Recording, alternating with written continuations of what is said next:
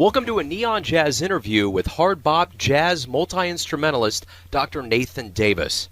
Born in Kansas City, Kansas, this towering jazz talent plays the tenor saxophone, soprano saxophone, bass clarinet, and flute, and very notably has been the professor of music and the director of jazz studies at the University of Pittsburgh since 1969. Over a storied career, he has been playing with cats like Eric Dolphy, Kenny Clarke, Ray Charles, Slide Hampton, and the great Art Blakey. During our interview, we talk about his legendary career and reflect on what else is left to accomplish on the eve of a special all-star evening at the Gem Theater, where he will receive the Lifetime Achievement Award, along with discussing much, much more. Dig it. Hello? Yeah, hi, Mr. Davis. Yes. Yes, it's Joe Domino with Neon Jazz. Yeah, okay, yeah. How does it feel to be back in Kansas City? It feels very good. I'm kind of lost because so many things have changed. But it's good to see the vibrant work, that they're trying to do in the area of jazz here. Because, it's very important. And as I told Greg this morning, and I told Gerald that Kansas City should have the same type of a attraction for tourism and so forth due to jazz as does New Orleans and New York. It's that important in the history. Absolutely. So you were born in KCK. How did growing up in Kansas City, Kansas, cultivate a love of jazz in you? Well, first of all, I'll give you a good example. When I got ready to write my dissertation, my PhD dissertation at Wesleyan, I decided to write it on Charlie Parker. Yeah. Because I'd been hearing about Charlie Parker all my life. And it turns out that I actually was born 2 blocks from Charlie Parker, and my mother knew Charlie Parker. Wow. And she then called his brother, who was alive at that time, and I got a live interview with his brother. And that's pretty close. Yeah, that's great. So, no, the academicians couldn't say anything about that. That's what you call premier source for real. That's right. Yeah. That's great. So talk to me about your family. How do they influence your desire to get into music and make music? Well, first of all, my mother raised me. My mother and father were divorced ever since I remember, when I was a kid, they were. So I lived primarily with my mother, who was a gospel singer. And she actually was a nurse by profession, but the love of gospel and singing in church, and her heroes were Mahalia Jackson, people like that, Claire Ward. And then my father, I never really lived with him, but I used to go visit him on the weekends. And he had a collection of jazz at the Philharmonic. And I used to listen to all of the great players. But when I finally made enough money to buy me a Sears and Roebuck silver tone saxophone, I was about 16 years old. And the neighbor on the left-hand side of where we lived at 645 Troop in Kansas City, Kansas, was named Reverend Kidd. And he was a minister, but a jazz lover. And so he heard me practice, and then he brought me over. He said, come over. So I said, you want to be a saxophone player? I can hear that. I hear you practice. If you really want to be a great saxophone player, you have to play like these guys. And that's the first time I was exposed to Coleman Hawkins, Don Byas, and Illinois Jacket. And the funny thing about it, I actually recorded and played with Don Byas in Paris. I played the same concert. I wasn't on the bill with him, but Coleman Hawkins, so I got a chance to meet him, Yeah. And Illinois Jacket I played with on a couple of occasions. So I got a chance to really play with all my heroes. That's great. That's great. So speaking of, heroes and big names, being in Kansas City, what was it like to play with Jay McDonald? Was that a huge learning experience for you? Oh, yeah. I mean, I tell you, my mother, I owe everything to her. Basically, she called up Uncle Piggy Minor. I don't know if you remember that name. He was the trumpet player that played with Jay McDonald. Yeah. And Fats Dennis was the tenor player. But anyway, she called up Oliver Piggy mine, and she said, "This boy is just determined to be a musician. And he plays saxophone. So I want you to take him under your wing." So Piggy took me out to jam with Jay McDonald. At that time, it was out on 55th and Truce. I'll never forget it. And, I had my little stuff together. I thought I was smoking. And I'll never forget Jay McDonald saying, "Hey, Hoss, we're going to do something here," He said, "Ladies and gentlemen, we have a young man from over in Kansas City, Kansas. His name is Nathan Davis, and we're going to play a little churchy. 1, 2, 1, 2, give up." It was the fastest tempo. And I was baptized under fire. And I said, "Lord have mercy, I better get home and practice some more." So that was my first introduction to Jay. And then after that, I actually played, gigs with him and things like that, Very cool. So, Yeah. So you've worked with the likes of Eric Dolphy, Kenny Clarke, Ray Charles, Slide Hampton. When you share the stage with people like that, what's it like to be next to that caliber of playing?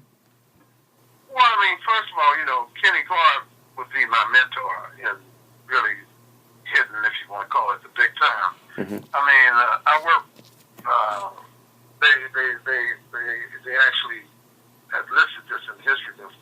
I played with him more than any other tenor player in the history of jazz.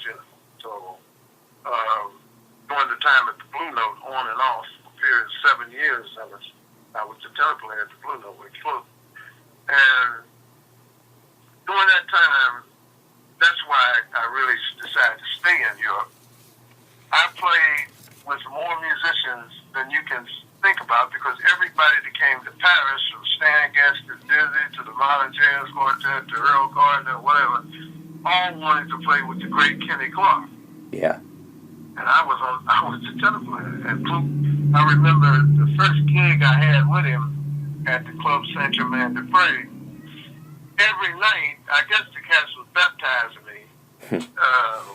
I actually took Lucky Thompson's place, so that's how I got that gig. Gotcha. And what happened one night, and some nights all of them would come in. First night, Johnny Griffin would come in, play all night. Dexter Gordon would come in. Sonny Chris, because they were all in town, And this is the first week I never forget. And so Clarke used to say to me, he said, "Nat, don't pay any attention to them. You play what you play. Don't try to sound like them." Because he knew they were overpowering, like influences. Sure. And somebody in that crowd is going to like you. And sure enough, people used to come to me after and say, "We've heard these guys a lot, but you're a fresh voice, and we really like what you did, Mm-hmm. And so that gave me confidence. And so, playing with Bud Powell and, I was there in those days, it's kind of like the Beatles in Hamburg. We played from 10 o'clock at night to 4 in the morning. Wow. I mean, straight every night. Christmas, New Year's, didn't make any difference, Yeah. And so, I was really baptized, if you want to call it, as a working musician, Yeah. Not just somebody who copied a couple of records and then go out on the road and play 1 or 2 concerts. Sure. I mean, we was a really working musician. And that was what was great about Kansas City, too. At the time when I was growing up, Max Yen, the Scamps, 5 Scamps, I played with them, too. That was at the beginning. They all worked 5 nights a week, 6 nights a week, and matinees, Yeah. So you got to be good, that's what it was. Absolutely. So what was it like to go from the United States to Europe at that age and to get immersed, as you said, baptized by fire? What was that like? It was really great. I was in the military first, and I met Joe Harris, drummer, who played with Bird and Diz, and then I met Benny Bailey. And the first gig, first of all, I decided that, while I had come back to the States, and I was in this all-Army contest, and that's where I met Joe Henderson. And so the two of us became real tight. And one night in Berlin, we were walking the streets, and we said, "Hey, what are you going to do when you get out of the military?" And we both said we're going to stay in Paris and work with Kenny Clarke and study with Natalie Boulanger, study harmony and stuff. So we kind of made a pact on that. But Joe came, he went on back to the States after that and got out and started playing with Kenny Dorham and everything. I actually did go to Paris and play with Kenny Clarke, but I didn't study with Natalie Boulanger. I studied with Andre Aubert, composition. Yeah. So that, it was a big, a big change, because the thing was that, I had a good solid foundation. In Kansas City, there's a certain kind of swing that existed that really is in the Midwestern thing that's different than any place in the country, I think. Yeah. And so the cats really liked me, and Kenny Clarke liked me, So basically, I was the tenor player, and whoever showed up, I was there playing. That's cool. So this weekend's obviously a very reflective weekend on your career. And when you think from 65, from the album The Hip Walk, to 2003 with The Rules of Freedom, what albums did you grow the most? What are the most memorable albums over your career that you've been involved with? Well, before that, Happy Girl, that was the first album that I did in Europe for Saba MPS. Mm-hmm. That was before The Hip Walk. Mm-hmm. And that was, when Eric Dolphy died, Madame Ricard came to me because, I had kind of a name there in Paris. And she said, we'd like to bring one of the guys that Eric wanted to bring over, and we think maybe we'd bring over Woody Shaw. Well, I had never met Woody, but Eric had told me about Woody. Mm-hmm. And so I said, cool. She said, but nobody knows him. You have to headline, So I'm the one that pays for Eric Dolphy. By the way, I'm the one that brought Carmel Jones, too, to do that hip walk with him. That's how he got to Europe. Wow. And and then I put in half of the money. Madame Ricard, who owned the Shocky Bear, she put in half of the money for Woody Shaw, so we brought Woody over. So we did Happy Girl, and then after that, Woody got lonesome and homesick after about 3 months. He said, I'm going home unless we bring my boys over. And that's how Larry Young and Billy Brooks got over. And then we had Jackie Sanson, who was an African bass player born in Paris. He was basically around there out. But we used Jimmy Woody on the record, Happy Girl. But Happy Girl, I think, was the first really breakthrough on my own, because it, I don't know if you research it in Der Spiegel, which is in Germany, the equivalent to Time magazine at that time here. Yeah. My record, Happy Girl, was voted the most, the most important and the best-selling jazz import during that year. Wow. Yeah, so a lot of people over here don't know that, But that was the breakthrough. And then with Woody, with Eric, I think, a good example was I could work with Clarke, and then Bud would come in and play sometimes, and then Lou Bennett, and then whoever, and then Donald Byrd, we all were there. And then the next thing that happened was I'm playing with Eric Dolphy, and we kind of going outside, a little bit. So that, I remember Marshall Solon, where he came in one night and he said, boy, Nathan, you really sounded good and different. But it was that combination of working, not just one style, but mixing the bebop with the hard pop with the free, Absolutely. So I learned a lot, I think. That's cool. So since 1969, you've been at the University of Pittsburgh, an esteemed teacher and director. Talk to me about how you feel about teaching, how important it is as a musician. How do you feel about that? Well, by the way, 43 years of doing that. That makes me and David Baker the longest running guys in the world. Wow. As far as directing what we call curriculum jazz programs. Yeah. And one of the things that I think that somebody like David Baker or myself and Donald Byrd brought to the table in the early years was the fact that we were, if you want to say, off the block. We played the clubs. We did, what I told you. But we also got degrees, and then I went on and got, PhD and Donald a doctorate and so forth. And, the thing was we could bring that to the table. Yeah. And that's what I tried to do. But I think the thing that bothers me most when I look at it is a lot of schools see, and, I don't want to sound egotistical, but it's just the truth. I was touring all the time. I did the Paris Reunion Band. I did, the Roots tours, and I kept doing stuff, and kept playing at the university at the same time. Yeah. But in the early years, David Baker and I talk about that all the time. Musicians used to put us down. Mm-hmm. You can't teach jazz, don't give away the secrets and all of that.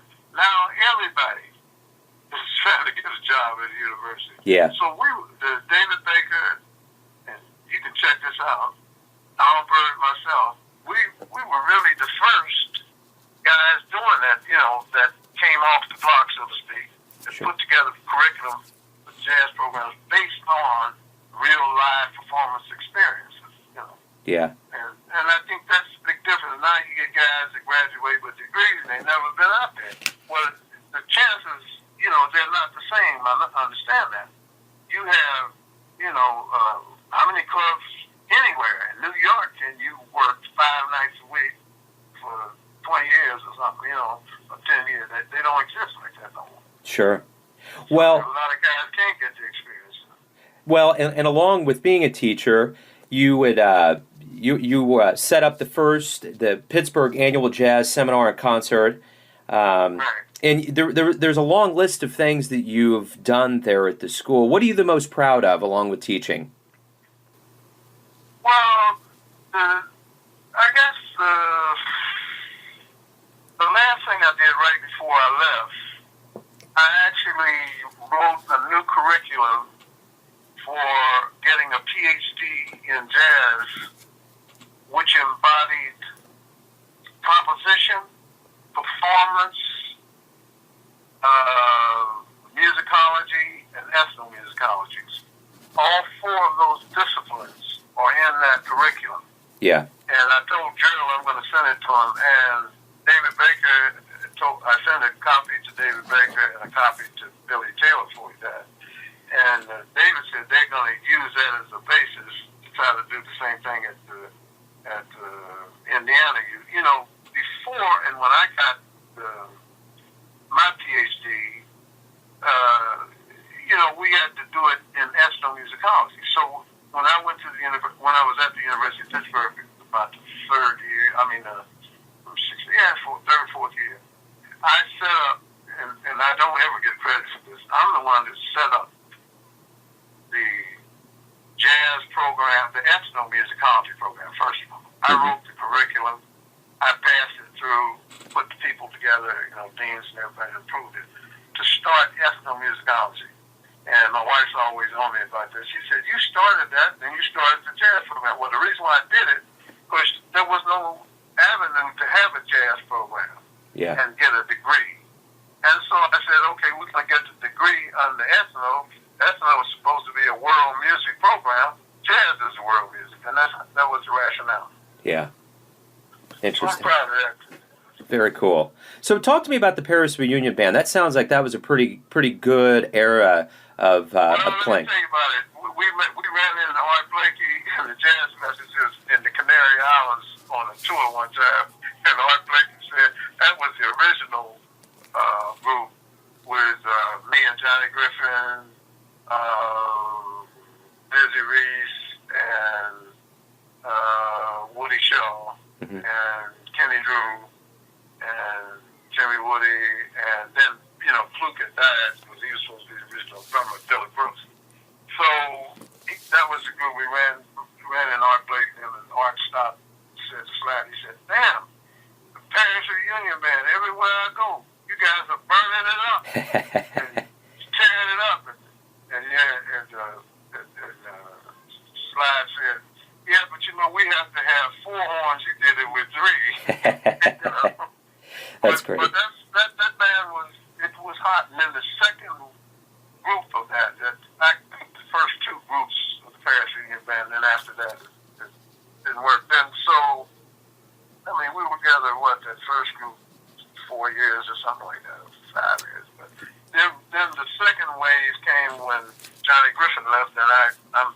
and Joe Henderson. And then we had Benny Bailey and Woody together.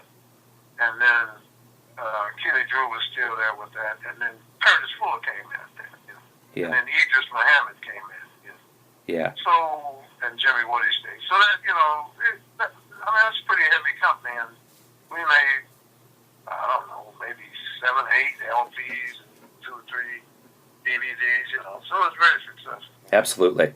So you've rubbed shoulders with what the world would consider the finest jazz players of all time. If you could go back in time and meet one jazz musician that you haven't met or played with, who would it be and why?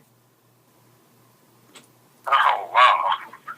I mean, without a doubt, Charlie Parker. I mean, Charlie Parker, you know. I mean, I played with Diz a lot, but not Charlie Parker. Yeah. I couldn't say, no, I never met Charlie Parker. I was too scared. But when I was 17, I was here, and, you know, I was into jazz, and Charlie Parker was it, right? So I went over to the El Capitan. That was the club at that time. I think it's a historic monument now, isn't it? Yeah, it is. El Capitan. And I was too young to be in there. And I'll never forget, I went in about 8 or 9 o'clock for that set. And I had enough money for 2 beers. And I sat down, and I was just nursing the beer, and the girl came over, the waitress lady, she said, "Honey, I know you're too young to be in here. You got to buy another beer." And I said, "Well, that's all I got." When did Mr. Parker come in? And so the story makes the story short, is that Charlie Parker didn't show up to 12 o'clock. Wow. I'm nursing that beer. And all of a sudden, he runs in, just like that, just walks through the airport. People waited. And he walks in, he plays Now's the Time, Dewey Square, and I think Just Friends, 3 tunes or something. Uh-huh. Put his home, and I'm mesmerized, and he walks right up to me, you know. I know all these stories about him from Jay McDonald and from Biggie Nine and everything, and I wanted to say something, and he's kind of stopping talking to people, and they walked out. And then I said, well, I'll talk to him when he comes back and introduce myself. See, he never came back. Wow. 1 o'clock, he just never showed back up. So that was the closest I got to him. Wow. That's a great story. Yeah. So again, the theme here is a reflective weekend with the Lifetime Achievement Award. Do you have any regrets at all about your career? No, none. I think I've been very blessed. Very cool. So what's the last album you listened to? The last album that I listened to? Yeah. Oh,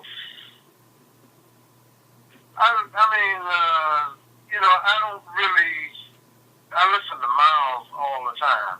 Mm-hmm. You know, just different records from, and I like the stuff with Gil, you know, Miles and Gil. I really do like that. But I listen to a lot of, now I'm listening to a lot of classical music. I don't know if you know that, but I've written a full-scale opera that had a premiere. Yeah. And then I've written 4 symphonies and so forth. And now I'm writing a ballet. So I'm listening to a lot of ballet music. So Stravinsky is the real ass stuff I've been listening to. You know. It's cool. Petrushka, you know, it's right to spring. Yeah. So, is somebody that's so learned in jazz, define jazz for me in a concise way. What do you think jazz is? I think well, basically, I've written a textbook, Writings in Jazz, and I talk about that, defining jazz in there. It's an improvised type music that is built on the blues. And the reason why I say that, if you just say improvised music, there are a lot of improvised music, you know, in different cultural areas that will not could not be classified as jazz. And it must be rooted in the blues, because I remember Johnny Griffin used to tell me, he was one of my mentors. He said, whatever you play the blues in it. If it's Cherokee, you play, If it doesn't have that blues sound just because it's improvised, doesn't mean it's jazz. That's improvised music. But if it's got the blues in it, then it's jazz. And if you really look at and I learned this from Jay McDonald years ago, when they had that band, Hootie's Blues, that was his big thing, and Charlie Parker and those guys, when they were playing around here, they played what we all played, chicken shack music, you played the blues, and then you played the bebop on top of it sometimes, But, this territory band, blues kind of shuffle thing, come out of this area, Yeah. Thank you, sir. Have a great time tomorrow night. Well received, and good luck in the future, sir. All right. Thank you very much. Thanks for listening and tuning in to yet another Neon Jazz interview, a very special one with Dr. Nathan Davis, where we give you a bit of insight into the finest players in Kansas City and all over the USA, giving fans all that jazz. Congratulations to Dr. Davis for his stellar achievements and for his time and insight into his craft and the jazz world. If you want to hear more interviews, go to Famous Interviews with Joe Domino on the iTunes Store or visit theneonjazz.blogspot.com for all things neon jazz. Until next time, enjoy the music, my friends.